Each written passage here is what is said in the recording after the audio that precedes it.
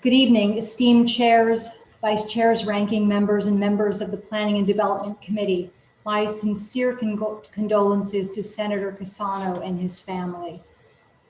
I've been Darienne's first selectman for 10 years, and currently I serve as first vice chair of CCM. You might have some questions about that later. I've been so pleased to be with you here today, every moment since 10 a.m., to share a great success story about my town. For the record, I'm here today to oppose in part and support in part the concepts raised in Senate Bill 1024. Recognizing, however, that the concepts therein also appear in various legislative proposals, also before the Finance, Transportation, and Housing Committees. My testimony today applies in general to these concepts. The town of Darien really does have a great story to tell. With the tools already available to us, we have constructed or approved for construction 866 multifamily housing units, and with our 12% inclusionary zoning regulation, 32% of those units are affordable as defined by the Connecticut General Statutes. Nearly all of these housing units are within walking distance to transit and commercial areas, and we have supported new housing choices for families, seniors, and uniquely for people with developmental disabilities. Darien's inclusionary zoning regulation requires that developments of more than 4 units must allocate 12% of those units as deed restricted affordable, far surpassing what is proposed in Section 6C of Senate Bill 1024. Darien supports cities and towns having the option of using inclusionary zoning regulations. Last week, our planning and zoning commissioners participated in 7 hours of training. Darien supports professional development for land use commissioners. Darien supports the replacement of the word character with physical site characteristics and structural context. In our zoning regulations, although I wish to state for the record, never has an application been denied in Darien because it didn't fit the character of our town. We have a process in place through our Architectural Review Board to guide projects to better, more consistent design.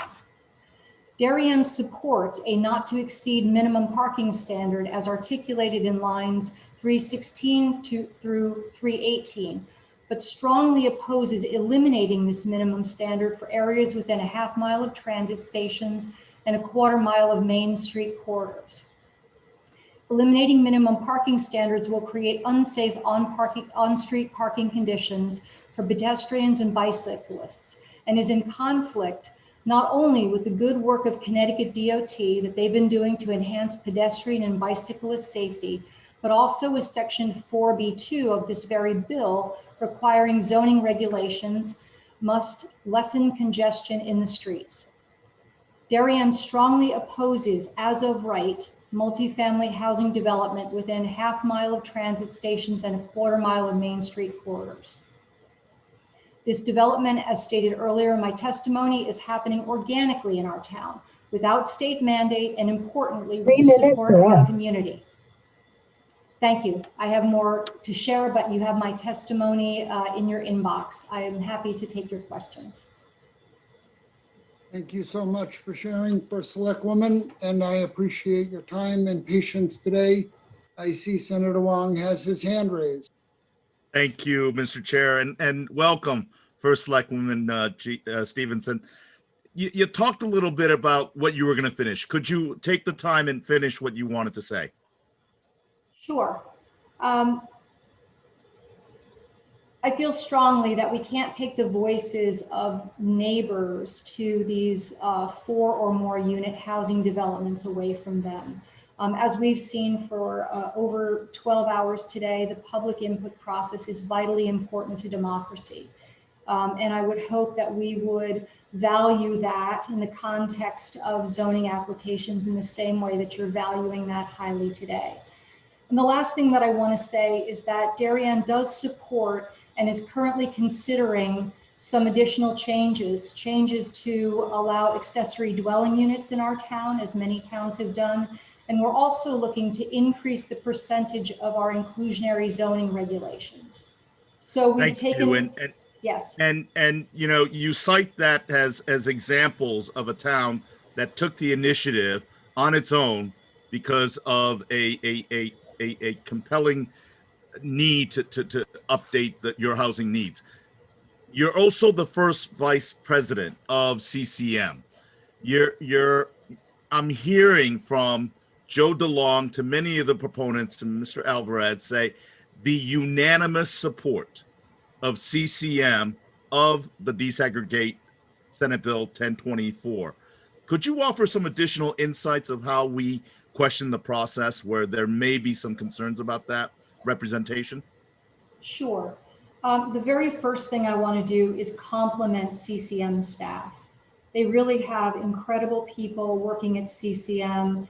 Donna Hamzy, hats off to her, because heading up the working group was like herding cats most times that we've met. I will admit I was not at every meeting. I couldn't be at every meeting. I was absolutely not at the meeting where they took a vote. I guess a decision had been made that we would vote on various aspects of the desegregate proposal. And I did not vote in favor of the transit-oriented development piece of this bill. So that is why I oppose it. But I also, as I said before, I respect democracy.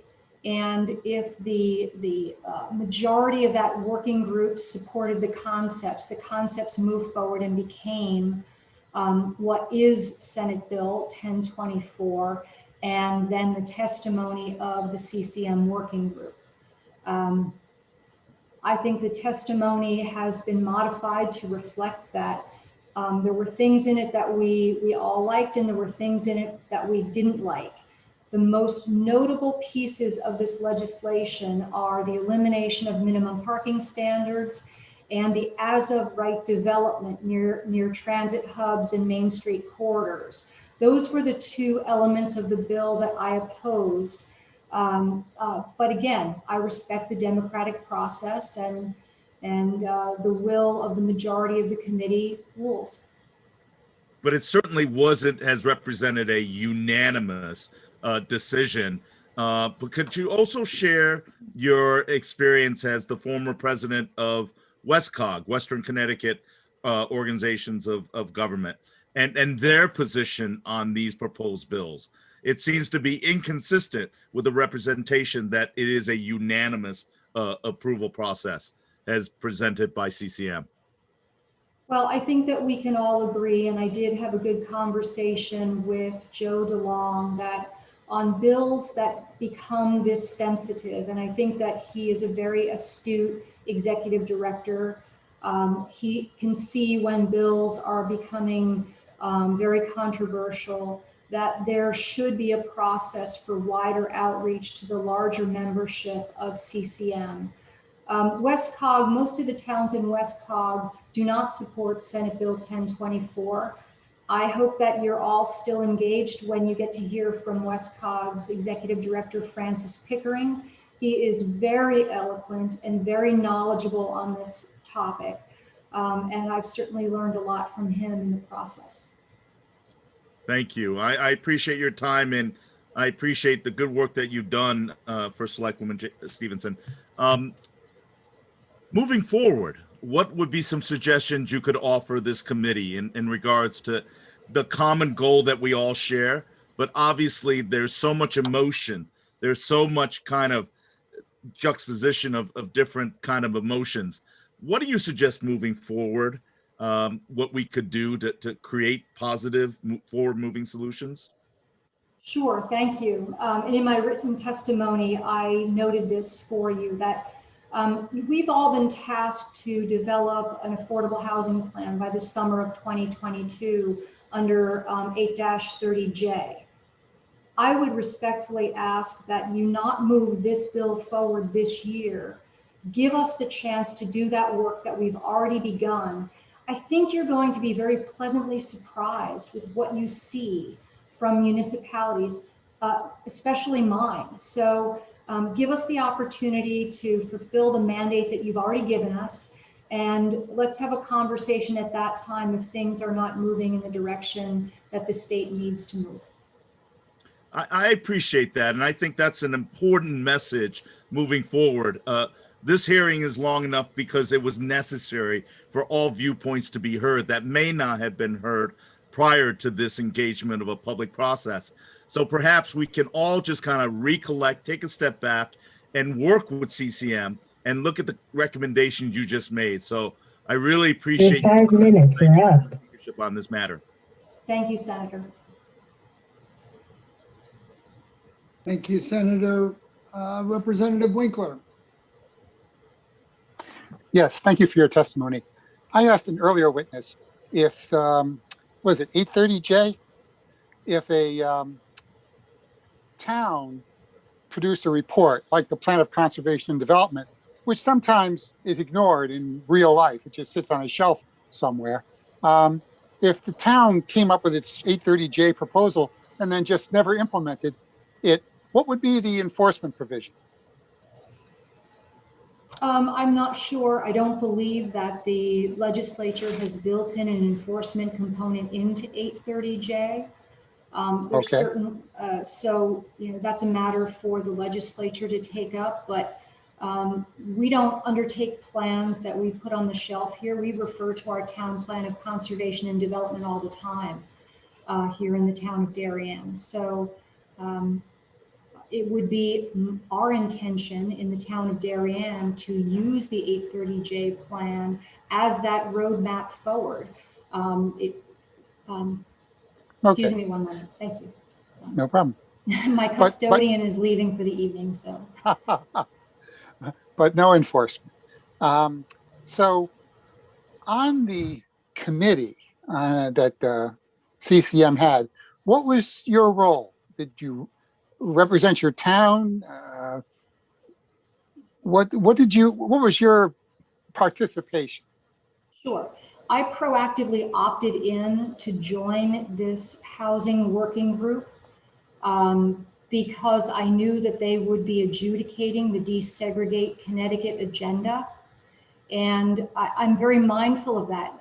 No surprise that along with the town of Greenwich, the town of Darien has sort of been the target for a lot of negative conversation around affordable housing. I hope that this evening I have dispelled that notion to you that we are not doing our fair share. I think we are exceeding our fair share currently, and that trend will only continue. I could tell you so much about all the great things that are going on here with housing development.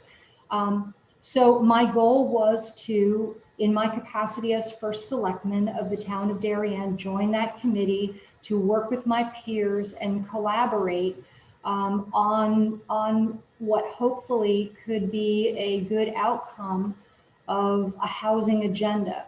I would like to restate, as someone did earlier, the desegregate agenda was the only agenda that we were adjudicating. There were no other ideas that were proactively brought to the table to address the building of affordable housing statewide. So that's probably a very worthwhile conversation for this group going forward. And I think Francis Pickering has some excellent ideas for you.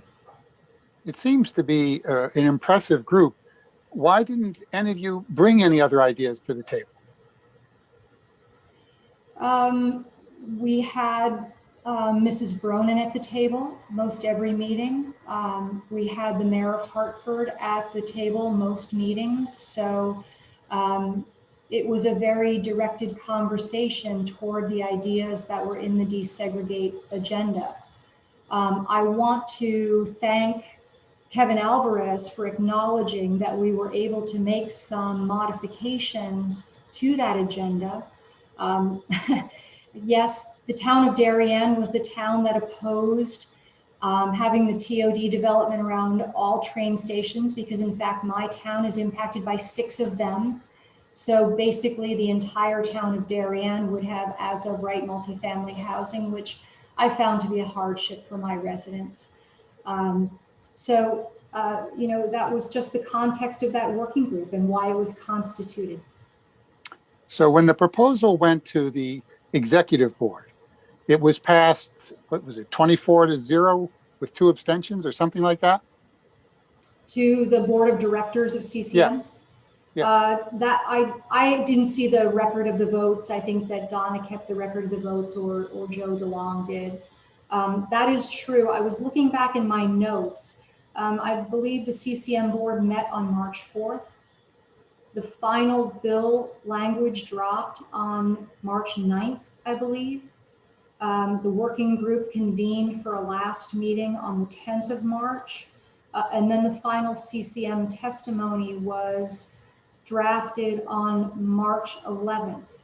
So we had a conversation at the board level. I don't believe that anybody had any final documentation or language in front of them, but that's something that I can double check for you. I'm unclear. Are you saying there was not a vote? There was a vote, but I'm not sure that folks knew exactly the details of what they were voting on. They were voting to uphold the work of the housing working group. We were told that that was sent out prior to the meeting. That's not accurate? Yeah, I have to check the accuracy of that. Your 5 minutes are up. Thank you. Thank you, Madam Thank you. Chair. Yeah. Well, I'm not a madam, but I'll take it.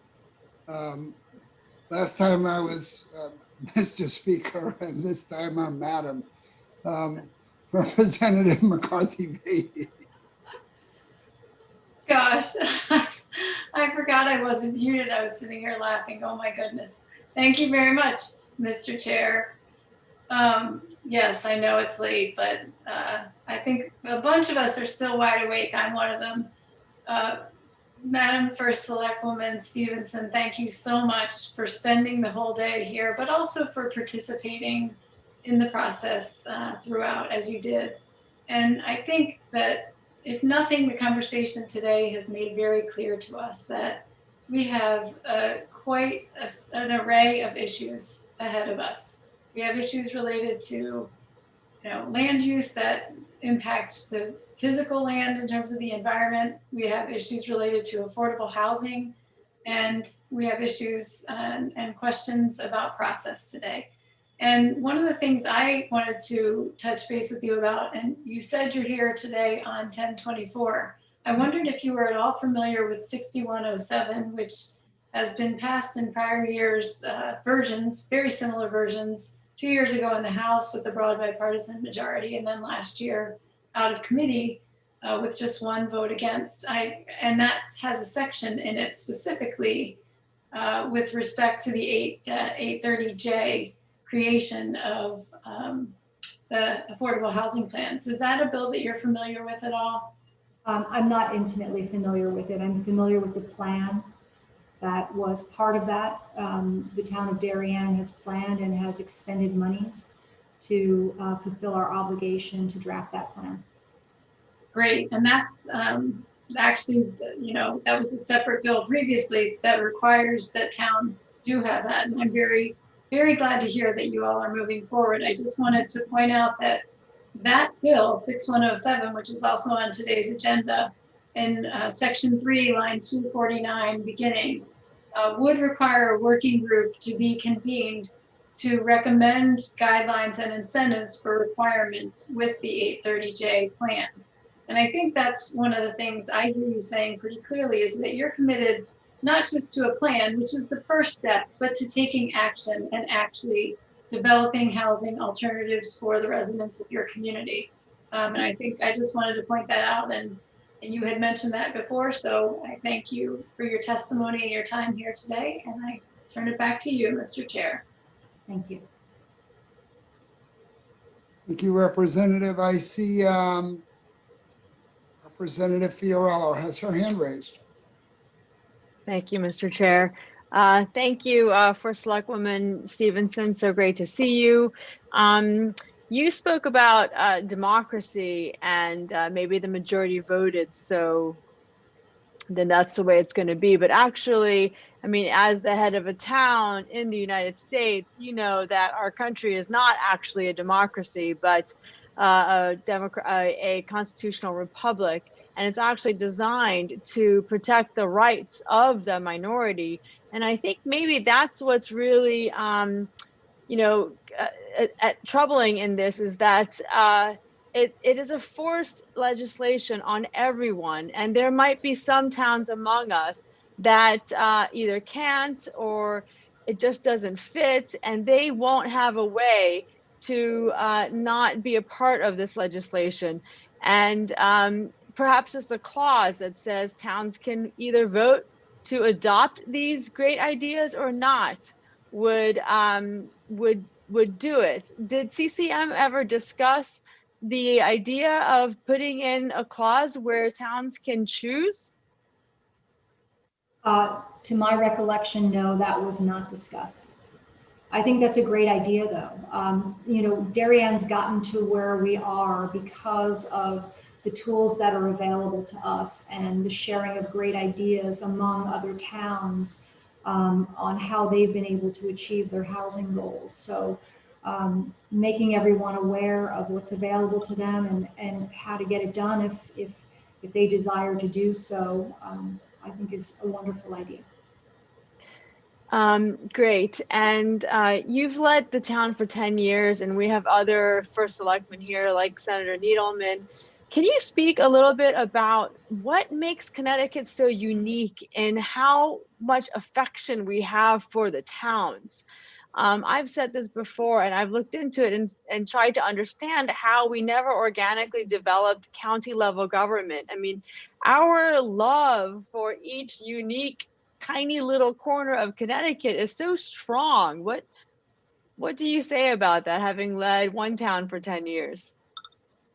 Oh, I think our greatest strength as the state of Connecticut, unlike much of the conversation that I do hear about policy up in Hartford, is our 169 towns. The choice that people have when they want to move here with their families or for a job or to bring their business, they can settle in whatever kind of a city or town they desire to. And I think that is a uniqueness that's worth preserving. Okay, thank you. Thank you, Mr. Chair. Thank you, Representative Friarelli. Thank you, Representative. And Madam First Selectwoman, I applaud all the progress that you've made in Darien. I mean, it's an uphill battle in a lot of our communities because inertia is hard to overcome at times. What Representative Fiorello asked about the unique nature of 169 towns, obviously, we know it's a double-edged sword in some cases. At times, regionalizing some services wouldn't be bad. Voluntarily is my mantra usually, but this history goes back 400 years. It's not, since the founding of the Republic, the New England states still bear the mark of the original founders and settlers in the state who, in order to have a colony, you had to have a church. The church was the center of all activity. It was the Puritan church usually. And we still live with that legacy for better or worse. And I think some aspects of it are just wonderful. Having grown up in Brooklyn, some are a little questionable. But we're all fighting the battle of trying to right some wrongs here. I think that's a pretty general statement. Do you agree with that, First Selectwoman? There's certainly things in our past that as we look back in hindsight, we wish we would have recognized sooner.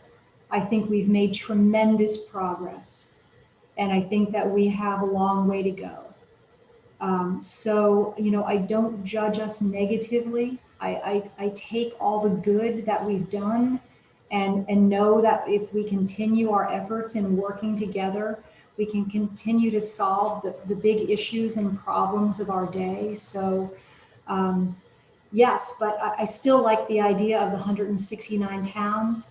I'm not a big fan of regionalization, but I have been sold on the idea in my work through WestCog, because we do work collaboratively to find voluntary ways to share services, but only if they actually save money or they create an efficiency for the towns that participate.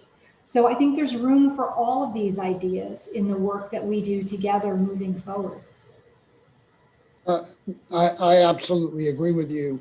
I mean, I like the cogs because I like to know that when a road leaves Essex, it connects to a road in Deep River, which helps as opposed to possibly the way it would have been without collaboration.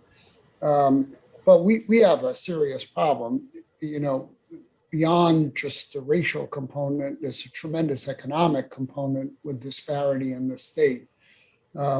You know, you're on the board of CCM. I never availed myself of that privilege. I congratulate you for having done that. But you ever look at their data reporter that comes out every month? Yes, occasionally. You know where Darien ranks in the rating of grand list, net grand list per capita, net equalized grand list per capita? Because I'm a data guy, I'm a mathematician by trade, and I look at that every month. I believe that we're in the top 3. Number 3, do you know what the value of the property is per capita? Per capita, I don't have that off the top of my head, but I know our grand list is about $8 billion. Grand list per capita, at least according to the last month's rating, was $578,000. I always look at the top and the bottom because Essex is like number 25 and we're at 5 minutes are up. $10,000. But Bridgeport, you have any idea what Bridgeport's is? I'm not certain, Senator. $13,000. So Greenwich is number 1 at $670,000, and Bridgeport is number 165 at $13,000. When people talk about the problem that we have in the state, that's a big problem because I'm not sure from top to bottom we should have a 60 times multiple of value from one town to another. And I don't have an answer to how to fix that, but that's a real problem for all of us that live in more affluent towns. And I applaud your efforts to try to fix that problem. We all have our different ways of getting there, but it's a problem. And I think a common recognition of the problem is kind of really important here. How we get to a solution is the devil in the details. But we all need to know that we have a problem and that it shouldn't be that we go from $10,000 in the cities per capita grand list with huge needs for services and a huge attempt to a huge volume of regional services that they provide. And I will tell you this as not an advocate of any of the proposals to regionalize around the cities, but they do supply services to all of us. And yet we live in communities that are 10 times the per capita value of the real estate to 70 times the value. And that's something we all need to work on. And I know that there was an attempt by the working group to try to come up with a solution here. I don't know if it was the best one or not because I wasn't part of it, but I know we're all trying and we should all remember that we're trying because there is an issue. You will get no argument from me, Senator Needleman, but I would respectfully state to you that the solution doesn't lie simply in reforms to the zoning laws of the state of Connecticut. But perhaps some of those comments might be better addressed to the Education Committee of the state of Connecticut, because I see education as so foundational to the opportunity and success of all of the young people here in our state. And in my mind, maybe I view it very simplistic, but if every student could have a high quality public education in our urban centers, there would be no better economic development policy than that. Well, I couldn't agree more about the education component, but I do know that when you concentrate a lot of poverty in one small area, that becomes way more difficult. And theoretically, it's correct, but it's really difficult on a practical level. Just ask the teachers that have to deal with it and look at the cost per capita that is spent on education in the cities. Go look at Danbury, it's the lowest because it's a relatively poor community. Many of our towns benefit from more spending. Not that money is the only answer, but there's a reason that housing is a component as well as transportation and as well as jobs. But I know parents who would travel in a old car 40 miles a day to where they work, knowing how much of a stressor that would be on their lives in order to get their kids a better education. I would like education to be equal all over the state, but those of us who live this know that it's not. So again, complicated problems that require um, all the best minds we can. And the only thing I would leave it with is I love local solutions. I live local solutions. However, I would say the state of Connecticut has a role in some of those solutions. And when a substantial number of towns don't want to enforce or move in a direction of making progress towards some of the goals that the state has set out, I think that it leads people to believe that there's no choice but to mandate things. And I hate state mandates probably as much, maybe more than you do, but they don't come out of nowhere. They come out of a desire to meet goals that the state has laid out voluntarily that don't necessarily get met. So I see Representative Fiorello still has her hand up, or was that a legacy hand up? Actually, it's legacy, but since you mentioned Greenwich, I just want to add that, Greenwich's grant list benefits greatly from its extreme proximity to New York City, the financial capital of the universe. So, I think, the whole state of Connecticut would benefit hugely from the thriving of our cities. But thank you. Appreciate that sentiment, and we all understand that we live between Boston and New York, and the in quotes Gold Coast benefits the most from being proximate to New York as a wonderful place for people to live who work in New York. I'm not so sure about it going forward, but certainly it had been. Most other parts of the state don't benefit from that at all. And our cities are small cities, not large cities. And that has been a primary cause of their struggling. They are small urban areas, not large urban areas at all. So I see Senator Champagne raised his hand. Yeah, I'm just going to disagree with you on your last statement where you say the rest of the state doesn't benefit from the money coming out of Fairfield County. Don't they pay over 60% of the state income tax? I'd say we benefit greatly. I never said that the state doesn't benefit from the income tax paid by the people in Fairfield County. What I said is that most of the state doesn't directly benefit from being proximate to New York City. Okay. I don't see anybody else's hand up. Thank you, First Selectwoman. Long day. Appreciate your patience. I think that it's a test of commitment to stay here for this many hours. Well, thank you for the opportunity to be here, and I really appreciate the engagement of this committee over all these hours too. It's been impressive to watch. Thank you. Camillo?